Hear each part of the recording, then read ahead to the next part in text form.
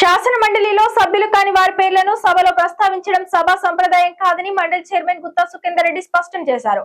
మంగళవారం మండలిలో గవర్నర్ ప్రసంగానికి ధన్యవాదాలు తెలిపే చర్చ సందర్భంగా TPCC chief MLC Mahesh Kumar Goud, BRS అధినేత కేసీఆర్, కార్యనిర్వాహక అధ్యక్షుడు కేటీఆర్ పేర్లను ప్రస్తావించారు. మంగళవారం మండలిలో గవర్నర్ ప్రసంగానికి ధన్యవాదాలు తెలిపే చర్చ సందర్భంగా TPCC chief MLC Mahesh Kumar Goud, BRS అధినేత కేసీఆర్, కార్యనిర్వాహక అధ్యక్షుడు కేటీఆర్ పేర్లను ప్రస్తావించారు.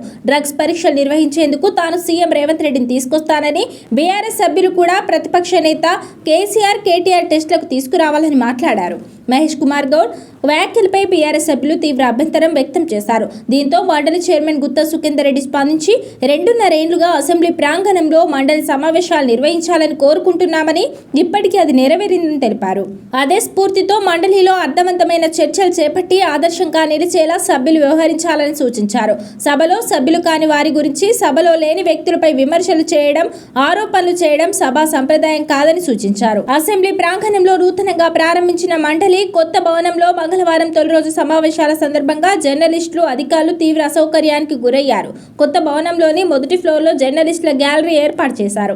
ఈ గ్యాలరీ నుంచి జర్నలిస్టులు సభలో జరిగే చర్చకు సంబంధించిన వ్యవహారాలను రిపోర్ట్ చేస్తారు. అయితే సభలో సభ్యుల మధ్య జరిగే చర్చ మొదటి ఫ్లోర్లో ఉన్న జర్నలిస్టులకు వినిపించడం లేదు. దీంతో గ్యాలరీలోని జర్నలిస్టులు తమ ఎదురుగా ఉన్న టీవీల్లో చూసి వార్త సేకరించాల్సి వస్తుంది. దీంతో సమస్యపై స్పందించిన ఆయన త్వరలోనే పరిష్కరిస్తామని హామీ ఇచ్చారు.